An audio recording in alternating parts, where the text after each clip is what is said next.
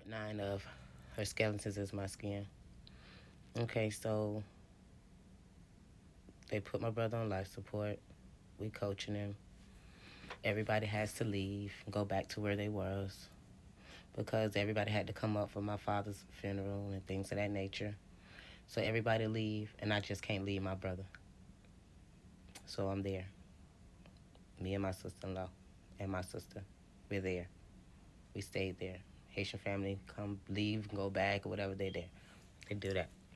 Steady talking to me because let me also tell you that my brother had got a good relationship with our mom before he passed, and I'm glad that he did that because that probably was something that he needed. And when I say a good relationship, he was trying his best. You know, he never got any truths, but he was just trying his best. I will say that. Um, and I think she liked it that because he never asked questions. That ain't me. I want to know. Anywho, um, so my brother comes off of life support, and he fight, and he fight, and he fight. You hear me? Head split. He fight. He gave him a fight, but he left. He left us. And he came to me and told me he was okay and don't cry, but he left us. So daddy and brother left together. And my stepfather came up the road.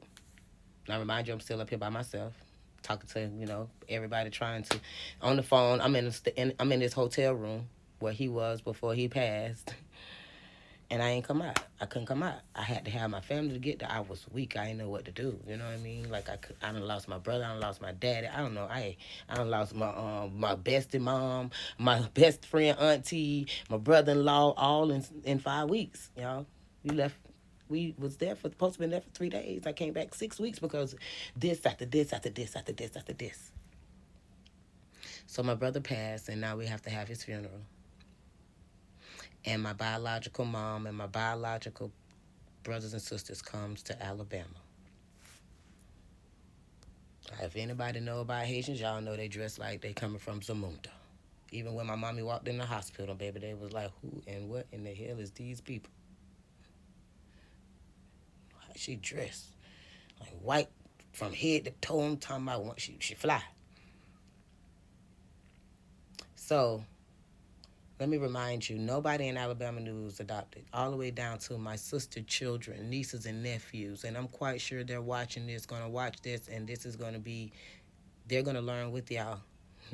And I see a lot of people on this post in my Facebook and my Instagram that I grew up with had no idea. They confused. They thrilled. But my brother was a very popular young man. He was like the mayor of the city. His funeral was so large, we had to have it in a school auditorium. Hmm? When I say this man was loved, this young man was loved. When I say a leader, he was a leader. When I say he was the mayor of the city, didn't nothing move without him. And anybody that know him, Black Larry, y'all can vouch for that. His wife have a day for him every year, and Alabama gave him the key to the city after his death. My brother has stood up and fought for so many people. Black Larry. But anywho, so he passed. God bless his soul. And our biological family comes to the funeral. But before we can get to the funeral, they're at the wake. Now, remind you, there's a bunch of nieces and nephews, and they respect me and their Uncle Larry to the utmost. There's nothing that me and Uncle Larry can't do. You can't tell them shit about their Auntie Cake and Uncle Larry. You can't tell them nothing. But they wanted to know who these people are. Who these people is. Now, they going to mom, my dad's wife, and want to know who them people is. Why they over who that is. And she says, that's Fruitcake and Larry, real mama. When I say my nieces and nephews nutted up, started hollering and cussing and fussing, saying, why are they here? They should not be here. These are our aunties and uncles. They should not be here. Who are these people? Remind you that my brother's funeral is humongous. Everybody in the city and the surrounding cities has come. My cousin, everybody like, y'all, who and what? That's who the what? I mean, May. Lunda coming. My sister Lunda so pissed. She said if somebody, fruitcake, somebody, if one more person asked me if you my sister, I'm going to punch him in the face. Sister, don't do that. Now that's the talk of the town. They what? These people. So my nieces and nephews lose it. But I had to go and talk to them and let them know. I can understand why y'all upset. I can respect that. They like their life is a lie. I can respect that. And Auntie ain't gonna never leave y'all. Now they asking me, Auntie, you gonna leave us? You gonna leave us? They grown adults. Still, to this day, respect for that. Auntie ain't gonna never leave y'all, baby. Never. Never. They crying and everything. And she's like, but she so on herself that she like, you know. So I went outside to my nieces and nephew. They all huddled up, smoking, drinking, whatever. And I goes over there and they crying, Auntie this and Auntie that. And I'm hugging them and shit, and I'm letting them know, Auntie, first of all, we'll never leave y'all. Second of all, we family, baby. I caught you coming out of the coochie.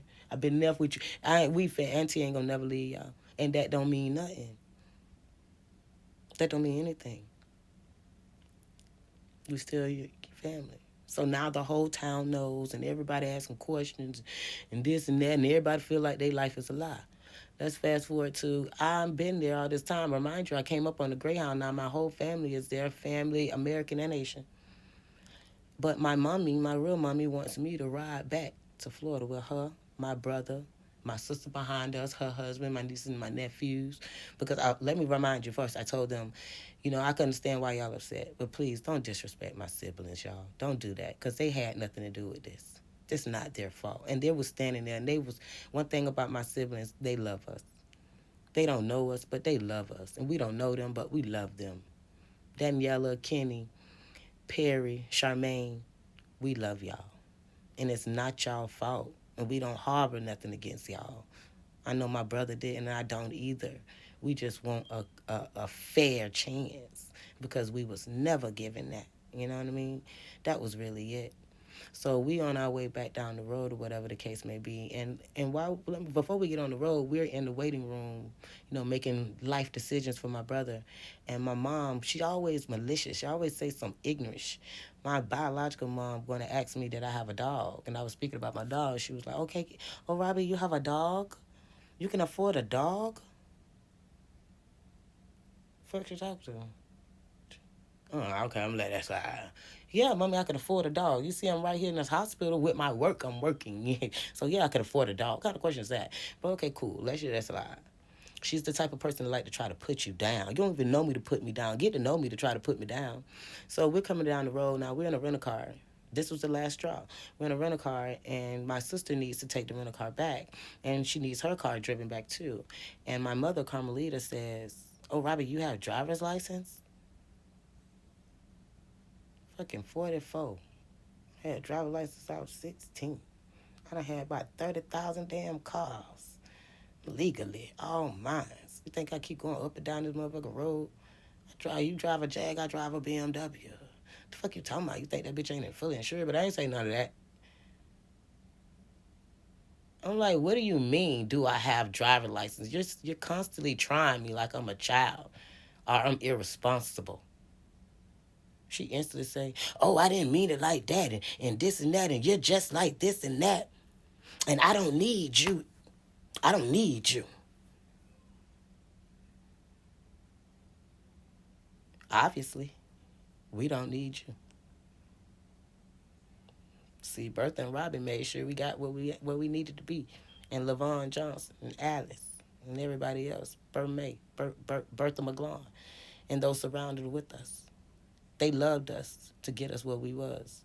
But while you stand in front of that pulpit, just know that the Lord up above is sitting down, sitting high, looking low at you.